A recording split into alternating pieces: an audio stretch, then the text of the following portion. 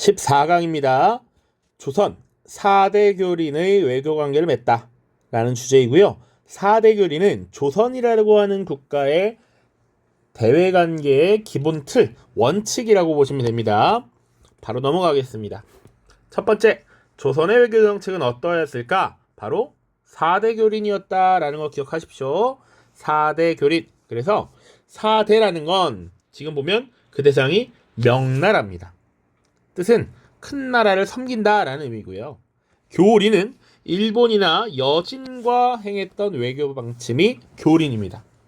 그래서 4대가 뭔지, 교린이 뭔지 지금 간단하게 뜻을 살펴보고 하죠. 여러분들은 프린트 날개에 붙어 있습니다.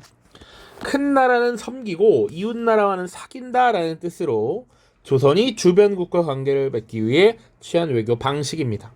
조선은 성리학이라고 하는 학문을 근거로 국가의 운영 방침을 결정했어. 그런데 그 성리학을 보면 이 천하, 세계의 중심이 무엇이냐라고 하면 중국, 한족이 세운 국가, 바로 명나라를 의미하는 것이었고요. 나머지는 오랑캐라고 여겼어요.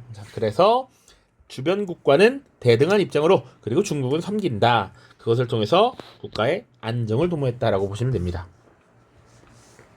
괄호 1번 명거의 4대 외교 보시죠. 건국 초기에는 우리 고려 말, 조선 초 이렇게 넘어가는 시기에 명나라가 등장했습니다. 이 시기에는 명나라와 굉장히 갈등을 빚습니다. 실제로 요동정벌을 추진하기도 해요. 요거는 고려 말에 있었던 그 위화도 회군과 관련이 있는 게 아니고요. 조선을 건국한 이후에 조선 건국의 주도적인 역할을 수행했던 정도전을 비롯한 여러 세력들이 추진을 했던 겁니다. 조선이란 나라를 만들었을 때 형식적인 외교인 조공책봉을 다하기 위해서 국가 이름 2가지를 가져가서 정해달라라고 하고 우리를 왕으로서 책봉해달라라고 했는데 명나라가 사실은 그걸 흔쾌히 해주지 않아요. 도움을 주지 않습니다. 그리고 자꾸 조선을 과시해. 그래서 당시에 조선을 세웠던 이성계와 정도전, 이들은 요동정벌을 추진해서 우리가 결코 만만하지 않다라는 걸 보여주려고 했었습니다. 그러다가 태종 이방원 때가 되면 명나라와 관계를 정상화하면서 4대 외교를 전개하기 시작하죠. 그래서 조선의 왕은 명황제로부터 책봉을 받았고, 우리가 일정 정도의 물품을 가져가서 조공을 바치면 그 답례로 다양한 물품을 받게 되는데, 이전 강의에서도 얘기했지만 조공 책봉이라는 것이 실질적으로 우리가 명나라의 지배를 받는 것이 아니고, 우리는 세계, 당시 아시아 세계의 최강국이었던 중국으로부터 인정받은 나라가 되는 것이고, 중국은 주변국으로부터 또 조공을 받는 이 상호 이익의 관점에서 바라봐야 한다라고 얘기했습니다. 형식적인 외교였습니다. 그래서 조공 책봉 관계를 통해서 경제적, 문화적 실리를 취했던 것이 당시 조선이었다. 명나라와는 그렇고요. 그러면 주변에 상대적으로 강하지 않은 세상의 중심이 아니라 주변부인 일본과 여진은 어떻게 했느냐? 교린은 이웃과 사귄다라는 의미입니다. 대등하게 교류했고요. 회유책과 강경책을 병행해 나갔습니다. 그래서 일본에 대해서, 여진에 대해서 각각 보도록 하죠. 일본에 대한 회유책입니다. 섬나라 일본은 대륙으로부터 발달된 문물을 받아들이고 싶은 것이 있어. 자, 그래서 쓰시마 섬의 영주가 교역을 요청해왔고, 우리는 삼포를 개항했고요. 외관을 설치해서 무역을 허용했습니다. 주로 세종 때 이런 일들이 이루어졌습니다. 그리고 이왕 봤으니까 외관은 일종의 무역시장이라고 보시면 되고요. 삼포가 어딘가 한번 보시죠. 오른쪽에 외관이라고 써 있습니다. 날개 2번이에요, 여러분들. 교역하기 위해서 설치한 공간으로서 세종 때 얘네들이 까불어서 쓰시마 섬을 정벌, 그리고 외관을 모두 폐쇄했지만 이후 일본의 요청을 받아서 삼포를 열고 외관을 다시 설치했습니다. 물론 조금 더 시간이 지나면 이 삼포에서 외놈들이 난리를 일으켜 삼포외란이라고 하는 게 벌어지기도 하죠. 또 때로는 강경하게 지금 일본을 상대하기도 합니다. 고려 말부터 계속 왜구가 약탈을 해오자 세종 때 역시 왜구의 근거지인 쓰시마 섬을 정벌하게 되죠. 이때 파견했던 인물 종무라고 하는 이름까지 같이 봐두시면 좋겠습니다. 일본과의 관계입니다. 자, 여진과의 관계 보시면 회유책 역시 이 유목민족이었던 여진족, 북방에 살고 있었고 농사를 잘 짓지 못해 환경이 좋지 않아 무역소를 열어서 그들이 필요한 것들을 교역하도록 허가해 주기도 했고요.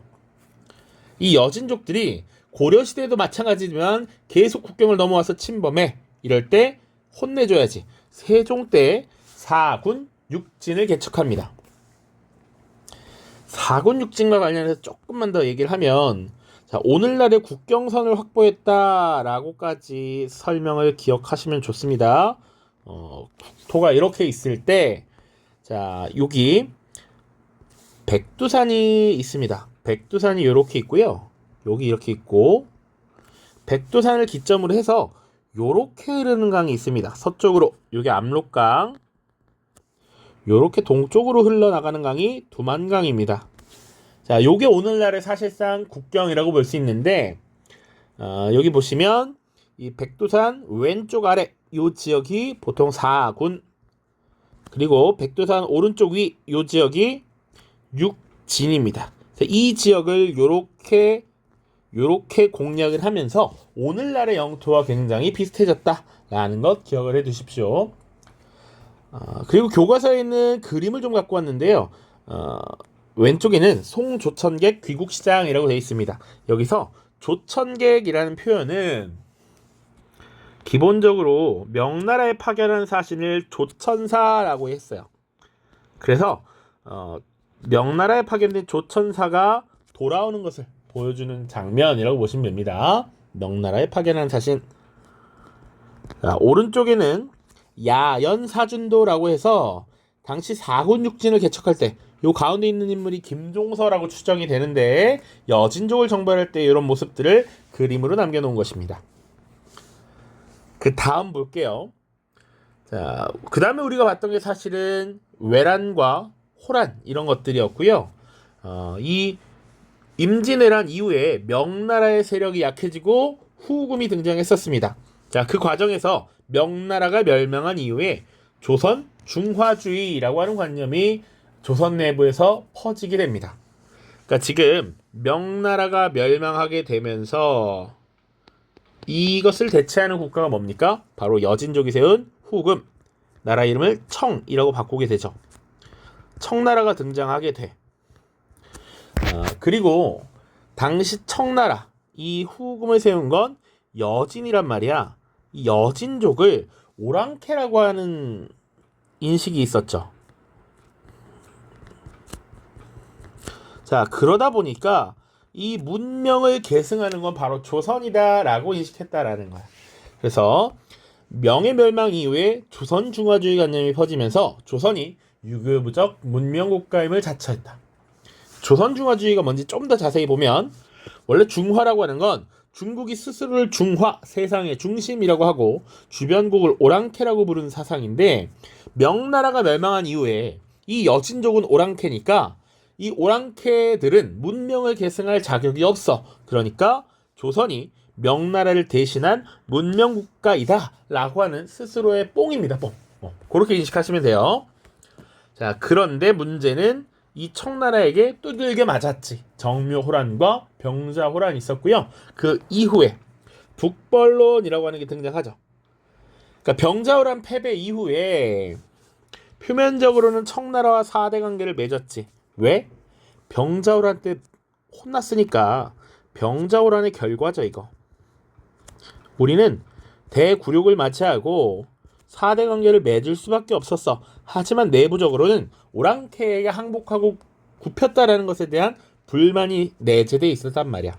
그러다 보니 효종은 당시 서인 세력과 함께 북벌운동을 추진했으나 현실적으로 청나라가 강성해지면서 실행에 옮기지 못했다.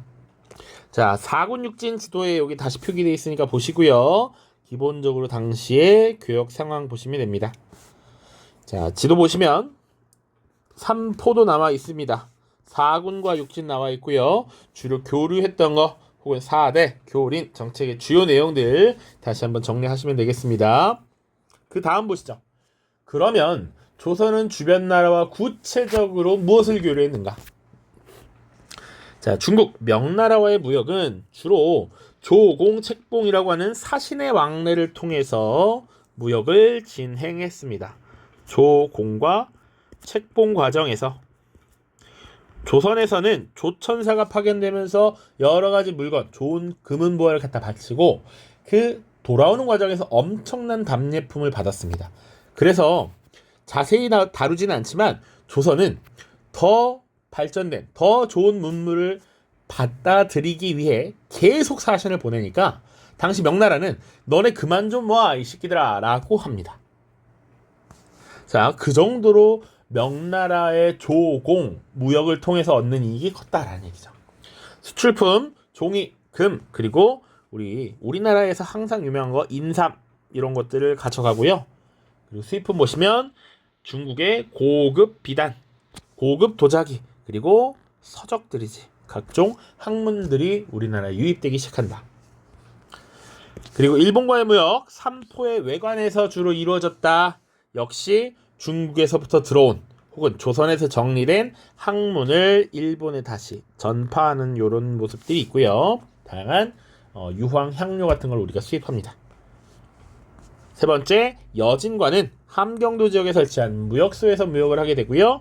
주로 걔네들이 우리에게 사가는 건 쌀과 같은 식료품, 소금 혹은 농기구 같은 것들을 사갑니다. 유목민족들은 그들의 유목 생활을 통해서 식의 주 모두 해결을 해야 하는데 특히나 이 식을 해결하기 어렵기 때문에 그것이 부족해지면 한반도로 내려와서 약탈을 해갔던 것이죠. 그렇게 보시면 되고요. 그 외에 류큐, 자와, 시암과의 무역, 그래서 조선에 토산물을 바치러 오면 답례품으로 이런 것들을 가져갔다. 가볍게 보시면 됩니다. 문방구, 불상입니다. 마지막 파트 보시죠.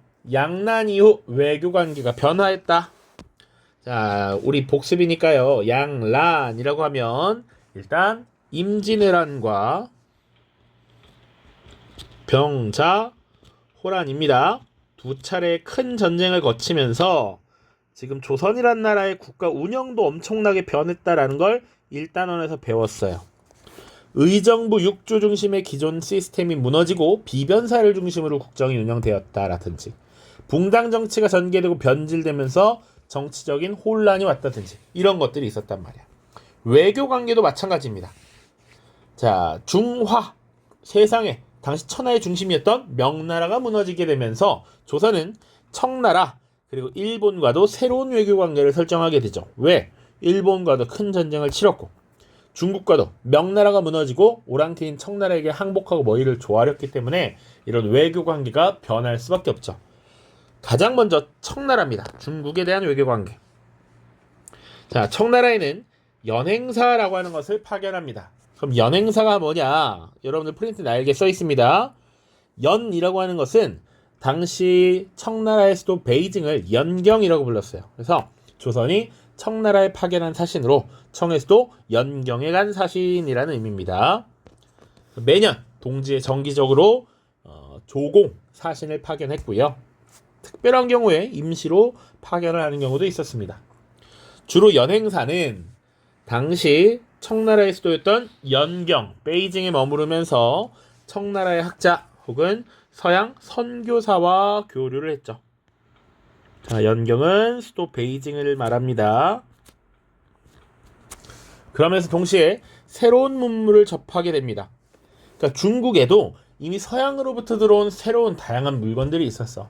대표적인 것이 우리로 치면 지금 지구본이라든지 망원경 같은 거 있죠. 이런 것들이 청나라를 통해서 당시 조선에 유입이 됩니다. 대표적인 것들이 당시 발달하고 있었던 과학 기술과 관련된 여러 가지 문물들 그리고 서학, 천주교 같은 것들이 조선에 소개가 되죠. 자, 이런 다양한 것들이 조선에 들어오게 되면서 사실은 조선인들의 세계관을 변화시킵니다. 세계관의 변화를 일으키게 된다. 와, 중국이 세상의 중심이 아닐 수도 있다라는 것 혹은 모든 사람이 평등하다라는 것 이런 것들을 새롭게 깨닫고 느끼게 된다라는 얘기죠. 자, 그럼 일본과의 관계는 어땠느냐? 당시 일본의 에도막보의 요청에 의해서 통신사라고 하는 사신을 다시 파견합니다. 사실은 일본의 요청이 있었지만 당시 조선도 전쟁 피해를 복구하고 여진의 위협에 대비하기 위해서도 외교적인 안정이 필요해. 그래서 통신사를 파견했던 것도 있습니다. 통신사와 관련된 설명도 있습니다. 조선이 일본에 파견한 외교 사절이고요. 강화도 조약이라는 것을 후에 체결하는데 1876년부터 82년까지는 수신사라고 하는 사신단을 파견합니다.